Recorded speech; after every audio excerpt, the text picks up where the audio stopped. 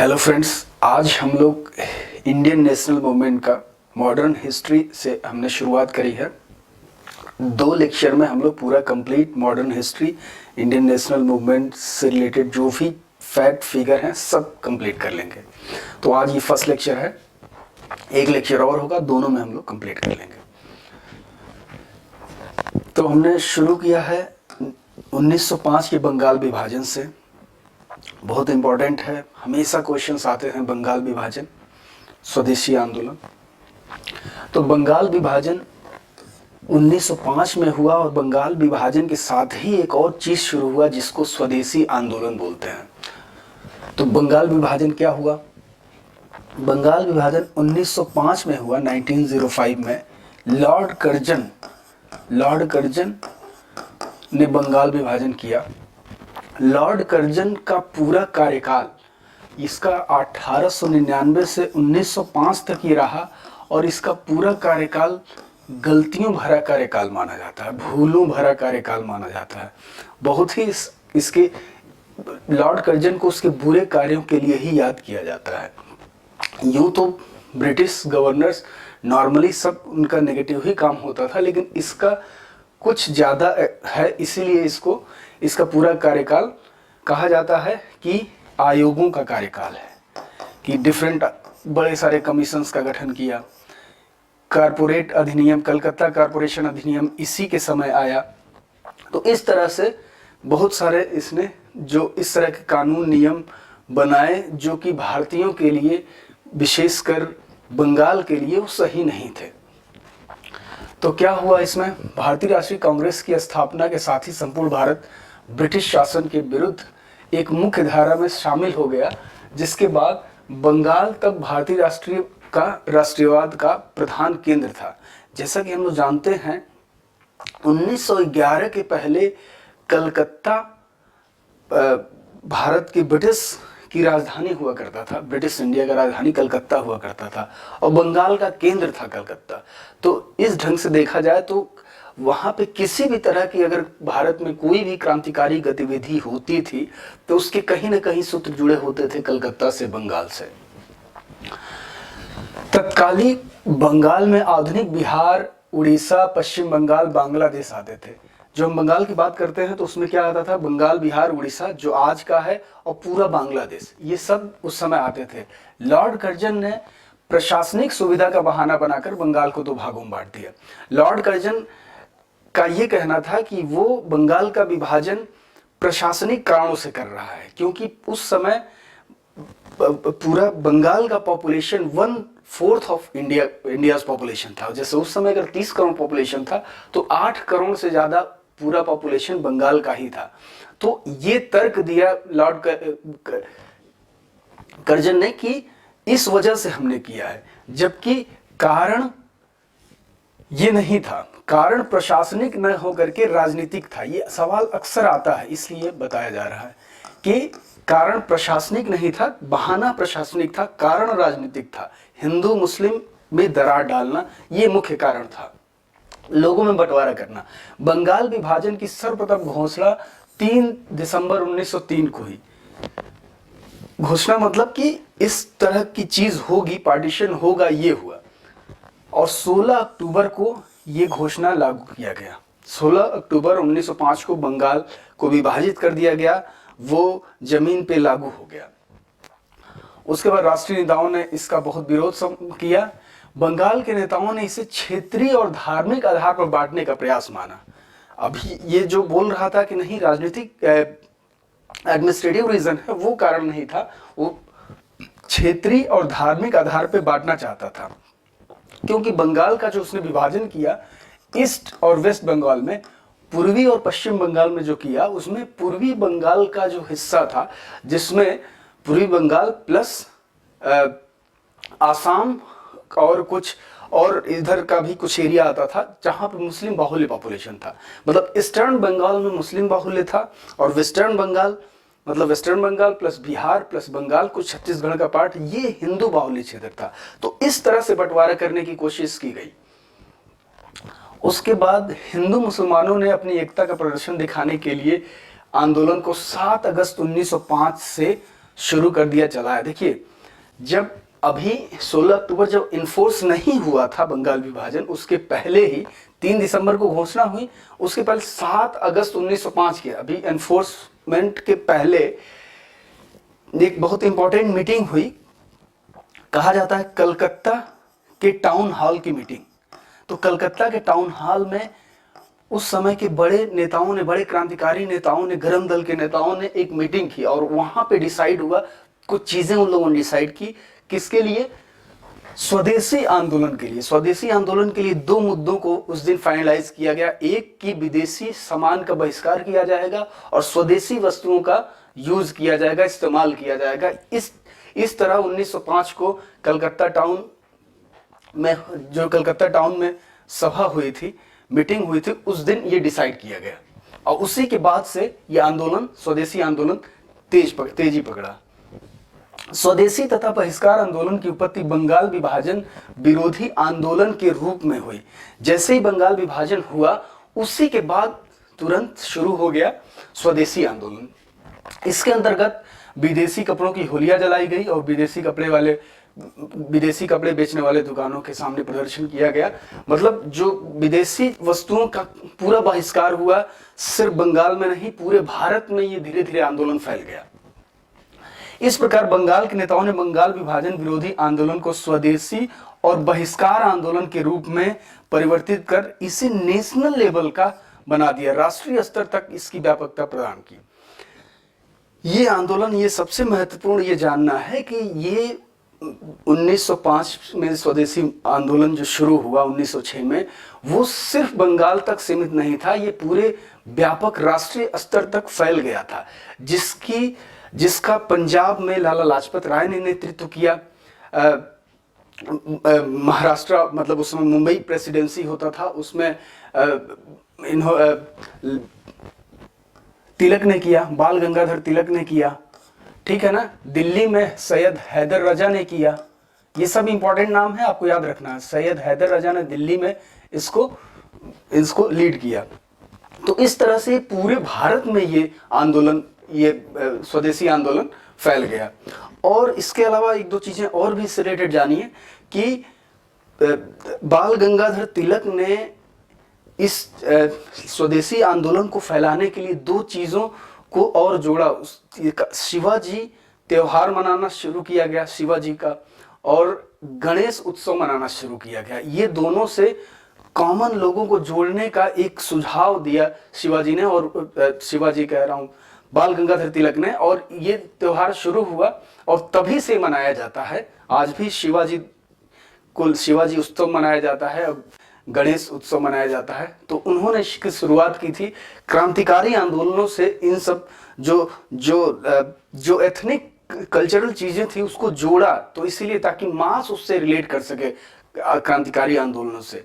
तो इस तरह से बाल गंगाधर तिलक का इस तरह के मामले में बहुत बड़ा योगदान माना जाता है। उसके बाद कई और भी चीजें हुई, जैसे कि अब मान लीजिए कोई मास मूवमेंट आपको क्रिएट करना है, और ऐसा तो है नहीं कि आज सोशल मीडिया का आजकल जमाना है, टीवी है, इंफॉर्मेशन टेक्नोलॉजी है, तो आज बिल्कुल अलग बात है। लेकिन उस समय अगर सब चीज कन्वे करना है तो उसके लिए मेलों का आयोजन किया गया, जहां पे भीड़ इकट्ठा हो, लोग इकट्ठा हो, और इस तरीके से चीजों को फैलाया गया, लोगों को मोटिवेट किया गया और क्रांति हो सके इस तरह का माहौल बनाया गया।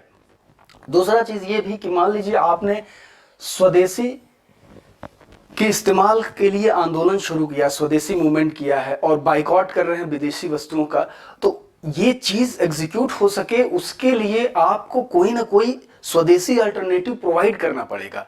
तो इसके लिए बहुत प्रयास किए गए, जैसे मान लीजिए स्वदेशी एजुकेशन की बात करें, तो स्वदेशी एजुकेशन के लिए क्या किया गया उस समय?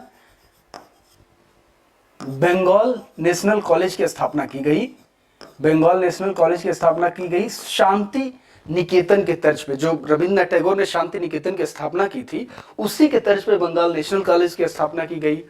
ऐसे ही नेशनल काउंसिल फॉर एजुकेशन की स्थापना की गई, क्या ताकि स्वदेशी एजुकेशन में लोग जुड़ सके, उसके लिए नेशनल काउंसिल ऑफ एजुकेशन की स्थापना की गई। अब सिर्फ ये एक स्फेयर हो गया। ऐसे ही इंडस्ट्री के फील्ड में बंगाल केमिकल्स का स्टेब्लिश किया गया, बंगाल केमिकल्स। फिर दूसरा चीज की अब आर्ट एंड कल्चर के फील्ड में अवनींद्रनाथ टैगोर थे, रविंद्रनाथ टैगोर के भाई, ये उस समय के बहुत बड़े आर्टिस्ट थे, आर्ट की फील्ड में एक बहुत बड़ा नाम थे। उन्होंने आर्ट को लेकर के एक इंस्टीट्यूट एस्टेब्लिश किया जो भारतीय कला को संरक्षित करता हो। तो ऐसे ही हर एक फील्ड में, उस समय जगदीश चंद्र बसु थे, उन्होंने साइंस के क्षेत्र में कुछ काम किया। तो ऐसे हर एक क्षेत्र में जो लोग उस फील्ड के पायनियर थे, सबसे आगे अगली पंक्ति में थे, उन लोगों ने इसको लीड किया और चीजें एस्टेब्लिश की ताकि लोग स्वदेशी की तरफ मूव करें। ठीक है। उसके बाद हुआ होम रूल लीग आंदोलन। होम रूल लीग आंदोलन 1915-1916 की बात है।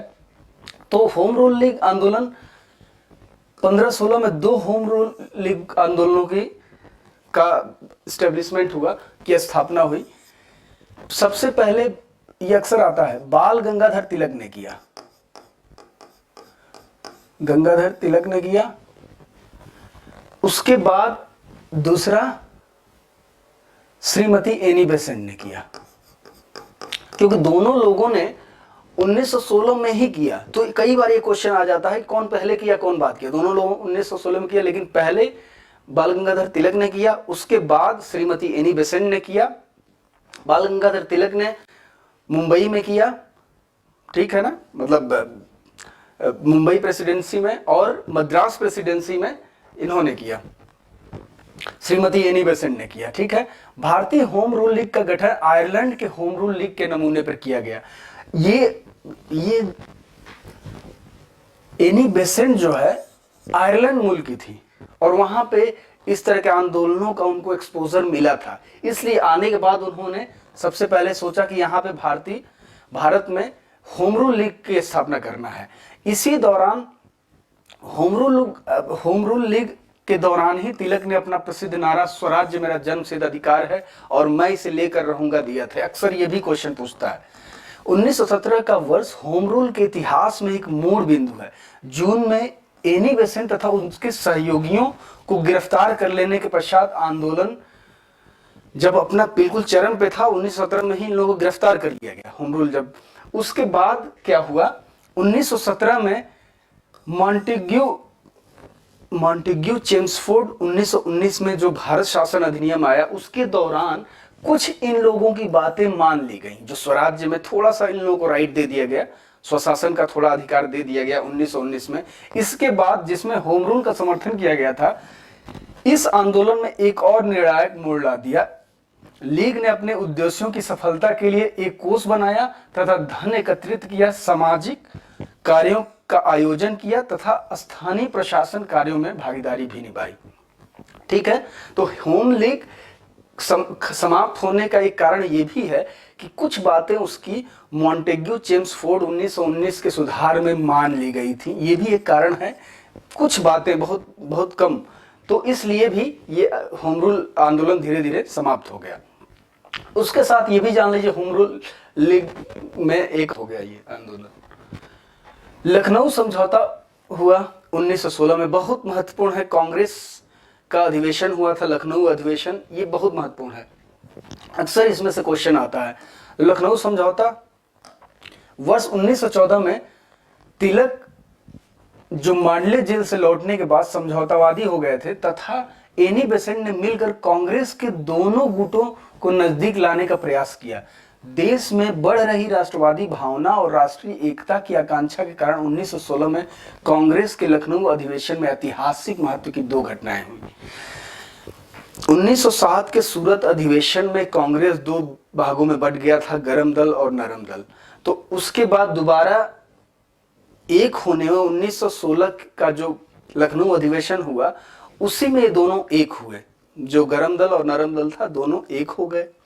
इसको एक होने में सबसे महत्वपूर्ण रोल किसका है, ये क्वेश्चन कई बार आया हुआ है। एनी बेसेंट ने इसमें बहुत इंपॉर्टेंट रोल प्ले किया और तिलक ने भी, बाल गंगाधर तिलक ने भी बहुत इंपॉर्टेंट रोल प्ले किया।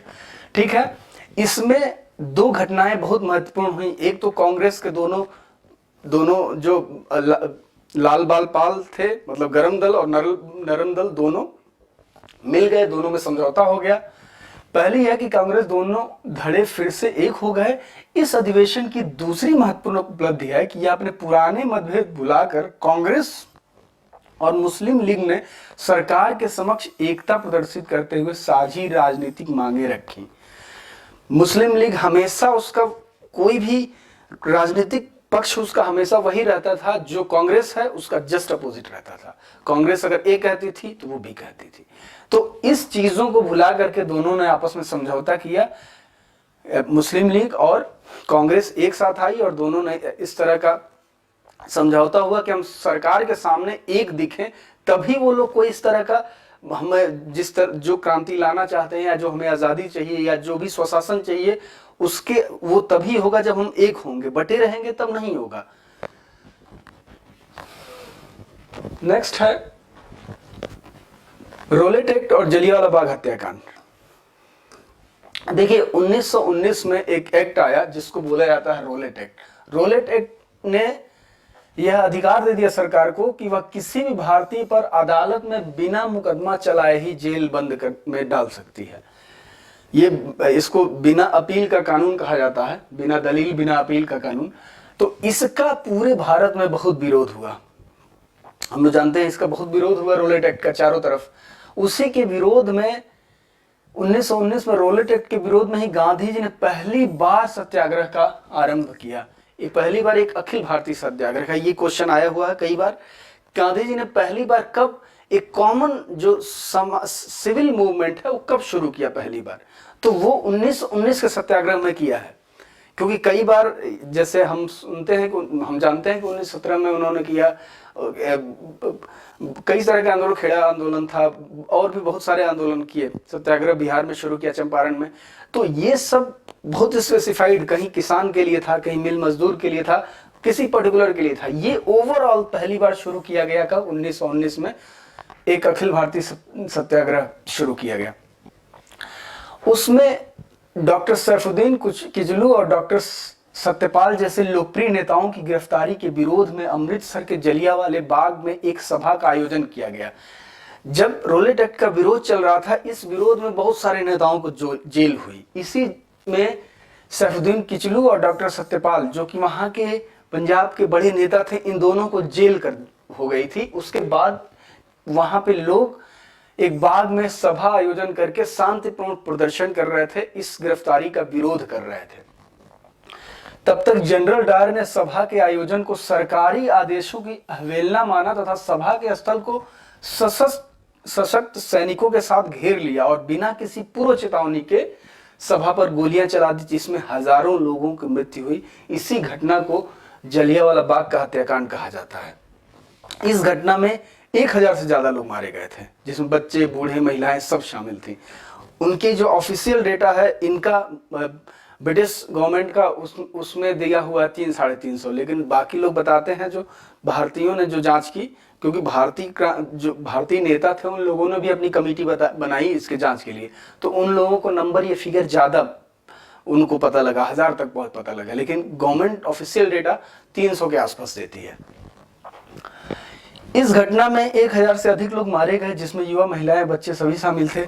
यह घटना आधुनिक भारत के इतिहास में जलियांवाला कांड के नाम से जाना जाता है। इस घटना के विरोध में रविन्द्रनाथ टैगोर ने नाइटहुड की उपाधि वापस कर दी। ये आता है बहुत बार क्वेश्चन। और सर शंकर नैयर ने जनरल की कार्यकारिणी परिषद से त्यागपत्र दे दिया। जनरल की कार्यकारिणी होती थी, उसका एग्जीक्यूटिव काउंसिल होता था जनरल का, जिसमें कुछ भारतीय सदस्य भी होते थे। तो उन्होंने इससे क्या किया, काउंसिल से इस्तीफा दे दिया।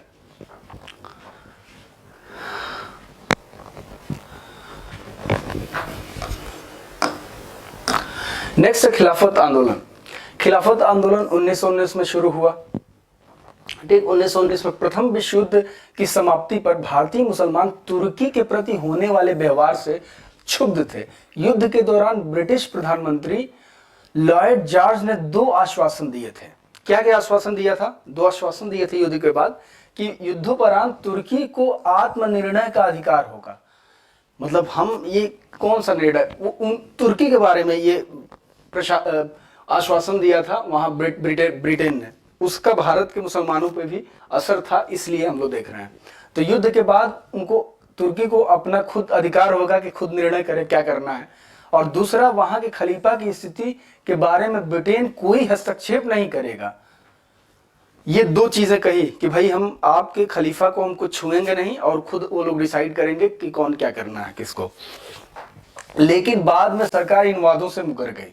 ऐसी स्थिति में भारतीय मुसलमानों का संतोष अपने चरम पर था, असंतोष। महात्मा गांधी के आह्वान पर हिंदुओं ने भी मुसलमानों का साथ दिया और 1919 में डॉक्टर अंसारी के नेतृत्व में एक शिष्टमंडल वायसराय से मिलने भेजा गया, परंतु इसका कोई परिणाम नहीं मिला। उसी के बाद खिलाफत आंदोलन अली बंधुओं ने, अली ब्रदर्स कहा जाता है, उन्होंने शुरू कर दी। 1920 में अखिल भारतीय खिलाफत समिति की स्थापना की गई। इस समिति ने अपने कार्यक्रम में सरकार के विरुद्ध असहयोग की नीति अपनाई। दिसंबर 1920 में कांग्रेस के नागपुर अधिवेशन में वी राघवाचारी की अध्यक्षता में स्वराज के साथ खिलाफत का प्रश्न भी जोड़ दिया गया। ठीक है ना। तो खिलाफत के लिए जो किस अधिवेशन में इसके लिए प्रस्ताव पारित किया गया, नागपुर के अधिवेशन में। कई बार आता है यह क्वेश्चन। ठीक है। और खिलाफत आंदोलन को शुरू करने वाले मोहम्मद अली ब्रदर्स थे दोनों। ठीक है ना। मोहम्मद अली और रहमत अली, ये दोनों ने शुरू किया था।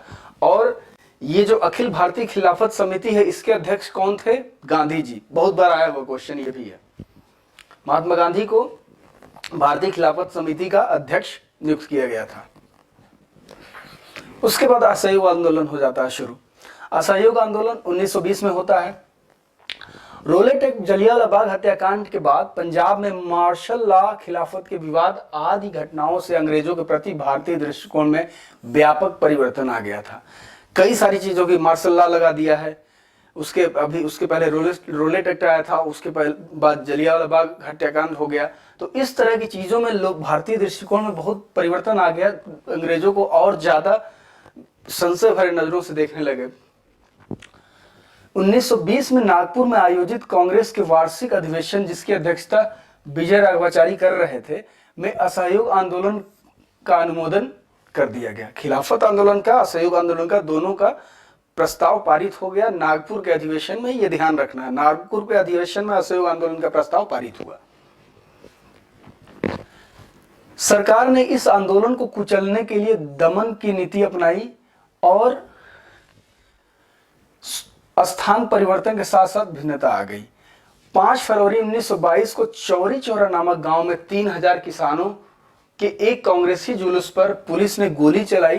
किसानों की खुद भीड़ ने थाने पर हमला करके थाने में आग लगा दिया, जिसमें 22 पुलिसकर्मी मारे गए। इसी घटना को चौरी चौरा कांड कहा जाता है। और इस चौरी चौरा कांड के बाद असहयोग आंदोलन को समाप्त कर दिया गांधी जी ने। गांधी जी चूंकि हिंसा में विश्वास नहीं करते थे, इसलिए इन्होंने 12 फरवरी 1922 को बारदोली में थे उस समय, वहीं से घोषणा कर दी कि कांग्रेस कार्य समिति की बैठक में कि असहयोग आंदोलन को वापस लेने का निर्णय ले लिया। उसके बाद भारतीय नेताओं में बहुत इसका विरोध भी हुआ, बहुत सारे लोग क्षुब्ध हो गए गांधी जी से, लेकिन गांधी जी ने अपना फैसला नहीं बदला और अपने इसके लिए एक गांधी जी का स्टेटमेंट है इस आंदोलन को लेकर के, और ये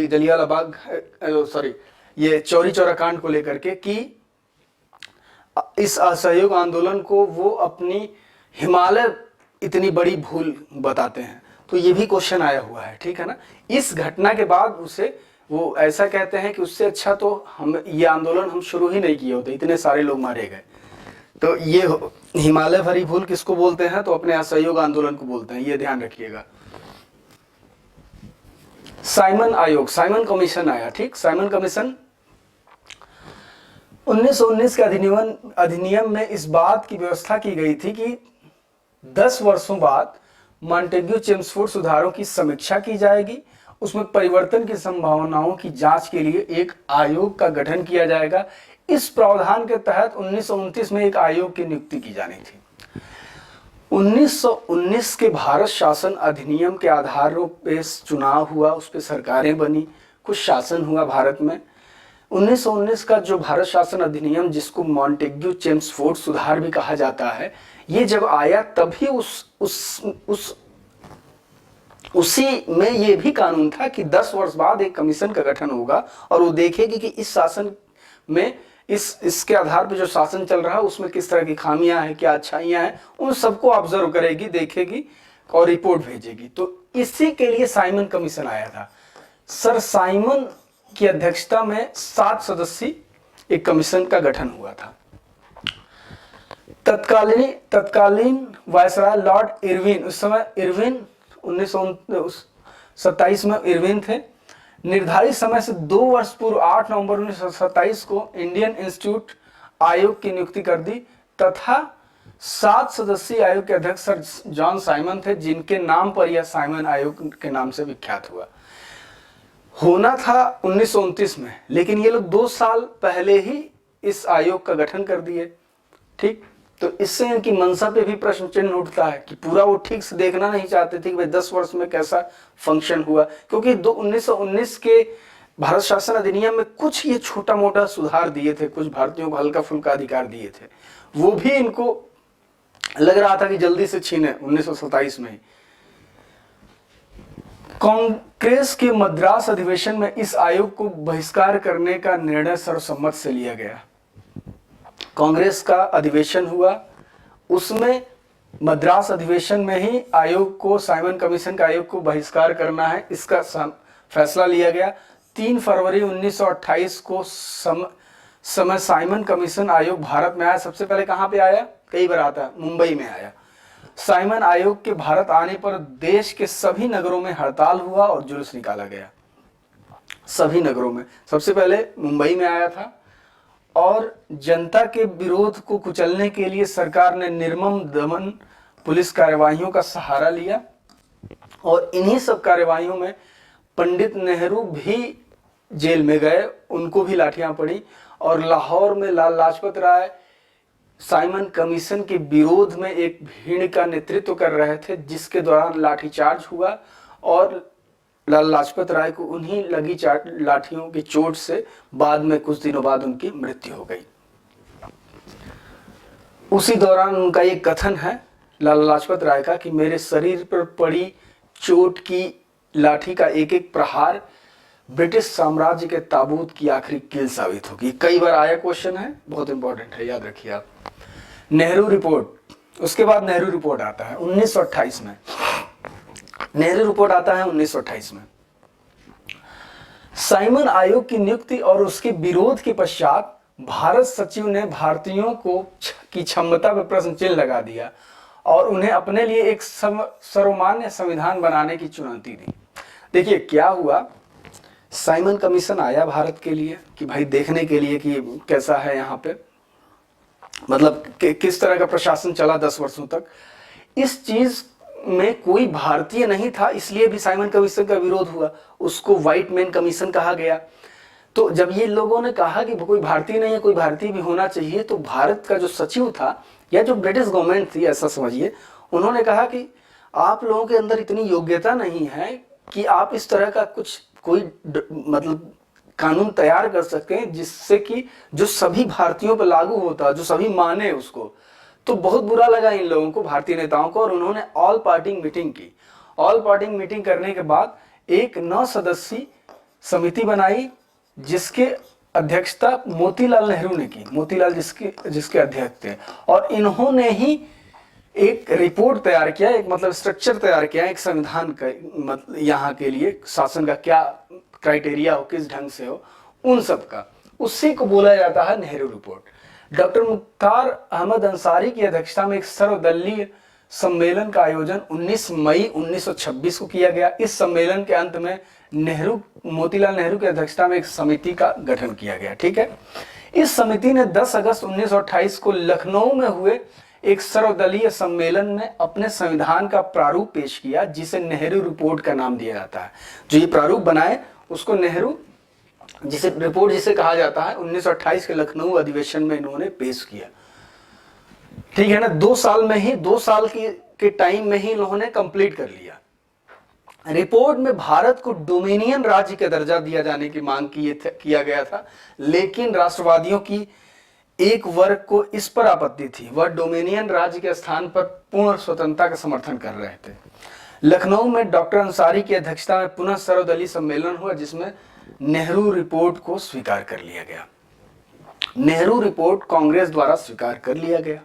ठीक, डोमिनियन स्टेट की इसमें मांग थी, मतलब कि सब अंतिम शक्ति उन्हीं के पास है, ब्रिटिश के अधीन ही हमको कुछ स्वशासन दे दीजिए, ये हो गया डोमिनियन स्टेट का अर्थ।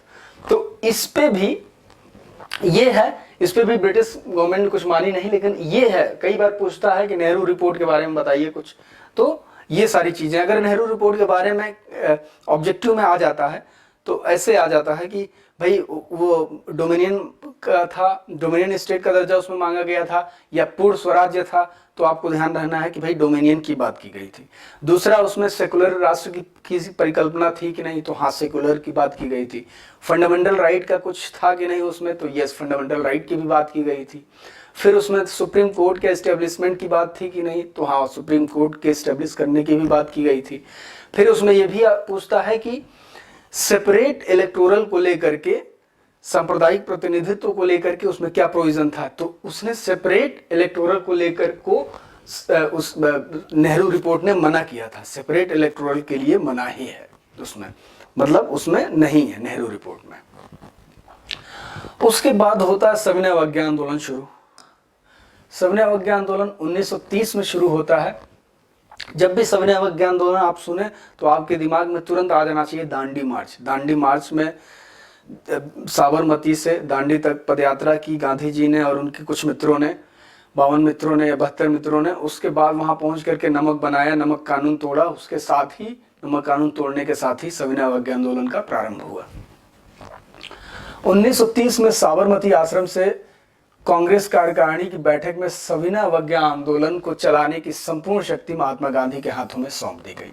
गांधी जी ने 31 जनवरी 1930 को लॉर्ड इरविन के समक्ष अंतिम चेतावनी के रूप में अपनी 11 सूत्री मांग रखी, जिसे अस्वीकार किए जाने के बाद सविनय अवज्ञा आंदोलन प्रारंभ करने की चेतावनी दी गई। गांधी जी ने सविनय अवज्ञा आंदोलन शुरू करने के पहले 11 सूत्री मांगे रखी थी इरविन के पास, जिसमें एक मांग ये भी थी कि भाई हमको नमक टैक्स जो नमक पे लगता है या नमक बनाने का एक सामान्य आदमी को अधिकार दिया जाना चाहिए, क्योंकि नमक जैसी अबंडेंट मिलने वाली चीज पे भी सरकार का अगर एकाधिकार रहेगा तो ये एक बहुत ही गलत संदेश जाता है। ये बहुत मतलब ये इस तरह का जो इतना अबंडेंट मिलती है चीज, उस पे भी सरकार अपना मोनोपोली रखे, तो इस तरह की, इसलिए ये भी चीज इंक्लूड किया गया कि कम से कम ये मान लेगा तो भी हो सकता है कि ये आंदोलन ना हुआ होता। लेकिन वो भी नहीं मानी 11 सूत्री मांगों में ब्रिटिश सरकार। तो लॉर्ड इरविन द्वारा 11 सूत्री मांगों को अस्वीकार कर दिए जाने के बाद गांधी जी के समक्ष आंदोलन शुरू करने के अतिरिक्त और कोई चारा नहीं था। गांधी जी ने 12 मार्च 1930 को 78 स्वयंसेवकों के साथ दांडी की यात्रा शुरू की और 24 दिन बाद 6 अप्रैल को पहुंच करके नमक कानून तोड़ करके उसका उल्लंघन किया और फिर वहां से सविनय अवज्ञा आंदोलन की शुरुआत हुई। दमन के बाद भी यह आंदोलन की तीव्र गति को देखकर लॉर्ड इरविन ने महात्मा गांधी से समझौते का प्रयास किया। 5 मार्च 1931 को गांधी इरविन समझौते के बाद आंदोलन को वापस लिया गया। ठीक है, आंदोलन बहुत तेजी से फैल गया, चारों तरफ बहुत सारे नेता जेल में चले गए। तो अब उसको लगा कि हाँ नहीं, कुछ तो गलत हो गया है। लॉर्ड इरविन को लगा कि कम से कम नमक कानून तो माफी कर सकता था। तो उसके बाद क्या हुआ कि गांधी जी के पास एक इस तरह का मैसेज भेजा गया कि भाई हम लोग समझौता कर लेते हैं। तो उसी को बोला जाता है गांधी इरविन समझौता के नाम से जाना जाता है। गांधी इरविन समझौता को हम दिल्ली पैक्ट भी बोलते हैं। उसके बाद होता है, अब देखिए क्या हुआ इसी दौरान। अभी गांधी जी समझौता, गांधी इरविन समझौता नहीं हुआ है।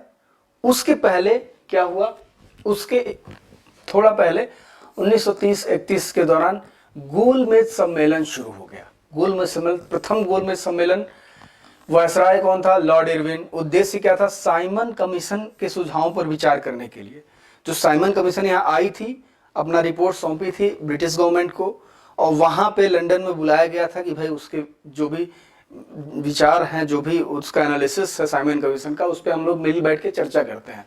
तो कांग्रेस ने उसका बहिष्कार किया था, क्योंकि वो तो साइमन कमीशन का विरोध की थी, तो उसकी बात कोई नहीं मान रही थी कि भाई वो व्हाइट मैन कमीशन है, उसमें कोई भारतीय का प्रतिनिधित्व है नहीं, भारतीयों का, तो उसने भाग नहीं लिया। दूसरा, इसकी अध्यक्षता ब्रिटिश प्रधानमंत्री रैमजे मैकडोनाल्ड ने की थी। इसमें कुल 89 सदस्य शामिल हुए थे, जिसमें डॉक्टर भीमराव अंबेडकर ने भी भाग लिया था। ठीक है ना, याद रखना है। प्रथम में डॉक्टर भीमराव अंबेडकर ने भाग लिया था। दूसरा हुआ लॉर्ड विलिंगडन, उस समय वायसराय थे। ठीक है, उद्देश्य क्या था? संघीय ढांचे पर विचार करना तथा अल्पसंख्यकों के हितों की रक्षा करना, ये उद्देश्य था दूसरा में।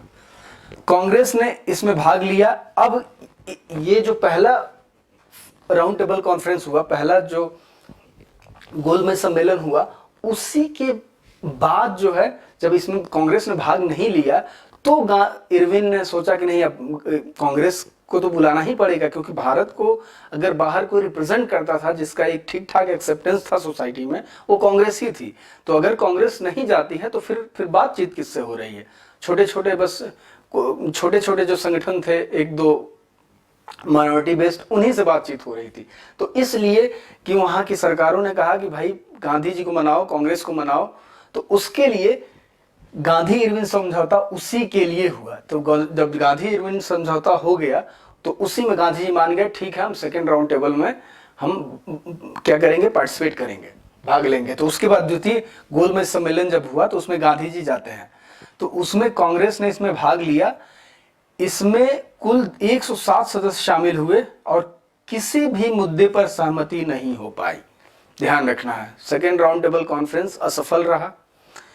असफल रहने के बाद गांधी जब भारत लौट के आए, तो उन्होंने स्टेटमेंट दिया कि मुझे इस बात का खुशी है, प्रसन्नता है, संतोष है कि मुझे जो झंडा दिया गया था, जो मुझे ध्वज दिया गया था, उसको मैंने झुकने नहीं दिया है।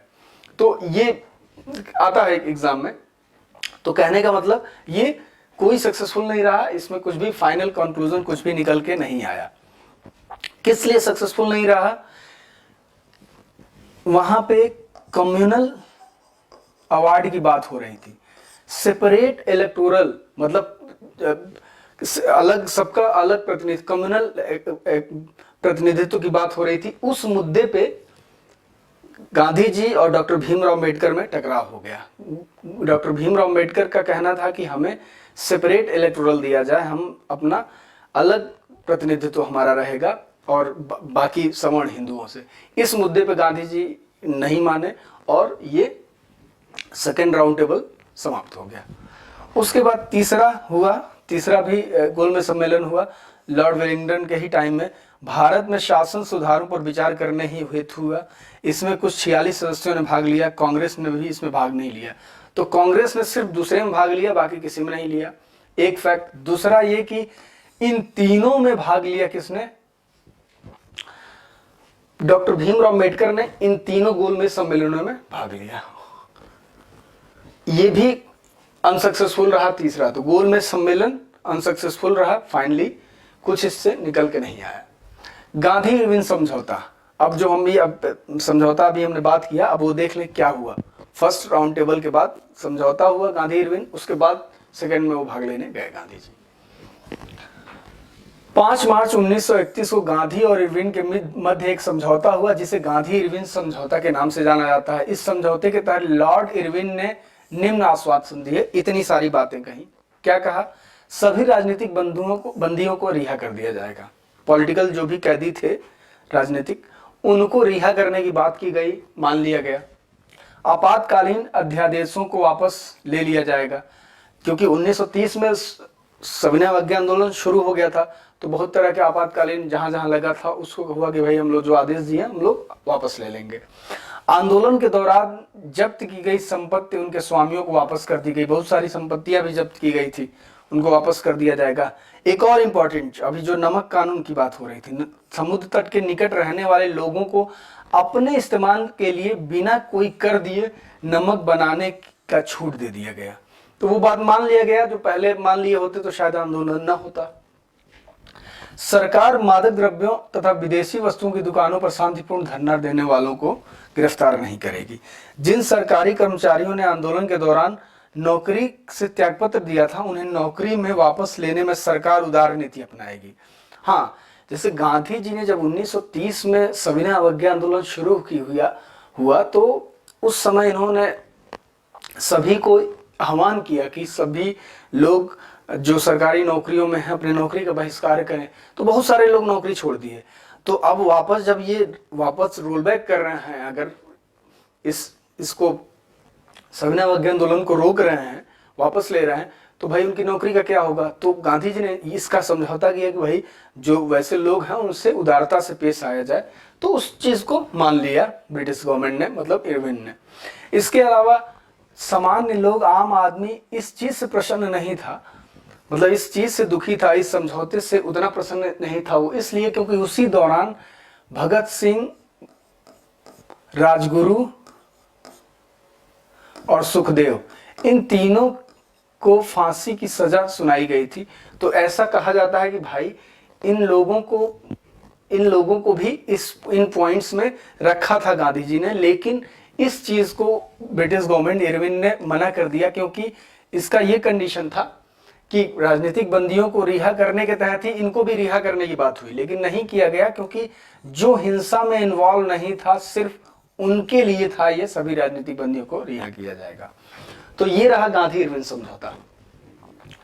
कम्युनल अवार्ड, सांप्रदायिक पंचाट इसको बोलते हैं। तो अब क्या हुआ, तीनों गोलमेज सम्मेलन हुआ, तीनों सक्सेसफुल नहीं रहा। उसके बाद क्या हुआ कि ब्रिटिश के जो प्रधानमंत्री थे ब्रिटेन के, रैमजे मैकडोनाल्ड, उनको भाई फिर कहा गया कि भाई कुछ भी फाइनल कोई कंक्लूजन नहीं निकला, अब आप ही कुछ करिए। तो उसने क्या किया, गोलमेज सम्मेलन में हुए विचार विमर्श के फलस्वरूप 16 अगस्त 1932 को कम्युनल अवार्ड की घोषणा की। अब कम्युनल अवार्ड क्या होता है, तो इस सभी अल्पसंख्यक समुदायों, हरिजनों, मुसलमानों, सिखों आदि के लिए संघीय विधान परिषद में पृथक निर्वाचक मंडल, ये सेपरेट इलेक्टोरल की व्यवस्था कर दी। इसके तहत मुसलमान केवल मुसलमानों द्वारा, सिख केवल सिखों द्वारा तथा अन्य अल्पसंख्यक समुदाय केवल अपने समुदाय द्वारा ही चुने जा सकते हैं। तो ये चीज जो की इसने बांटने की, ये गांधी जी उस समय जेल में थे, यरोदा जेल में। ये जैसे उन्होंने सुना उसी समय उन्होंने भूख हड़ताल शुरू कर दिया, हंगर स्ट्राइक पर चले गए। उसके बाद पूना समझौता हुआ। जब हंगर स्ट्राइक पे चले गए तो पूना समझौता हुआ। अब ये तो आप समझ रहे हैं ना कम्युनल अवार्ड का मतलब। कम्युनल अवार्ड का मतलब ये हुआ कि जो भी, जैसे अभी क्या है इस समय जो प्रेजेंट कंडीशन क्या है कि कोई भी अगर इलेक्शन कंटेस्ट कर रहा है तो कोई भी वोट कर सकता है, लेकिन जब कम्युनल अवार्ड आ गया तो उसमें यह होगा कि कोई बस जो, अगर कोई मुस्लिम है, मुस्लिम के लिए अगर सेपरेट इलेक्टोरल है तो उस क्षेत्र में अगर मुस्लिम उठाए तो उसको सिर्फ मुस्लिम वोट कर सकते हैं और कोई नहीं कर सकता है। तो इससे एक डिवीजन क्रिएट होता है और यही एक कम्युनल अवार्ड ही कारण बड़ा भारत पाकिस्तान के डिवीजन का। तो इन्होंने सिर्फ यही नहीं किया, सिखों में भी कम्युनल अवार्ड कर दिया कि सिख भी सिर्फ सिख वोट देगा।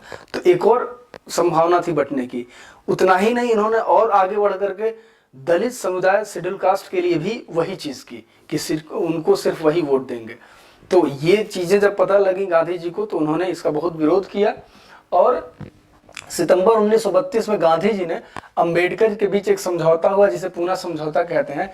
गांधी जी जो उस समय यरोदा जेल में थे, बंदी थे, इस भारतीय एकता तथा राष्ट्रवाद पे चोट की तरह माना। तो बिल्कुल सही बात है, अगर ऐसा होता तो आज 3 राष्ट्र होते, 3 या 4 राष्ट्र।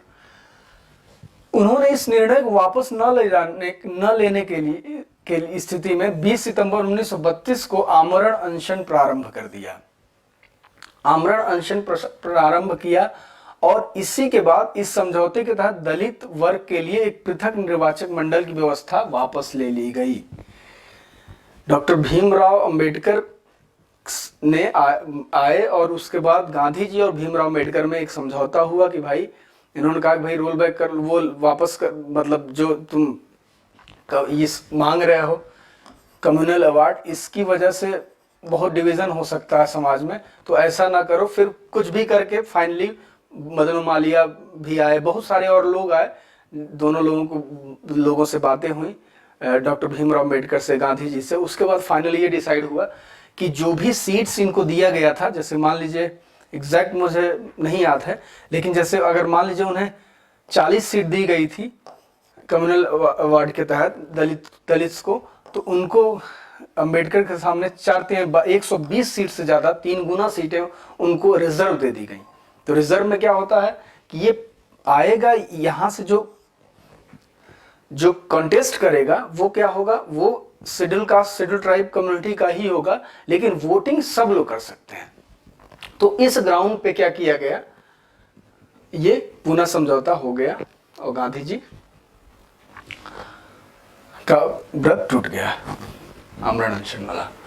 तो ये रहा पूना समझौता। उसके बाद नेक्स्ट हम लोग इसके बाद बाकी जो भी क्रोनोलॉजिकली जो चीज़ें होंगी हम लोग कवर करेंगे। तो 2 नेक्स्ट लेक्चर में हमें लगता है पूरा ये कंप्लीट हो जाएगा 1947 तक। Okay, thank you.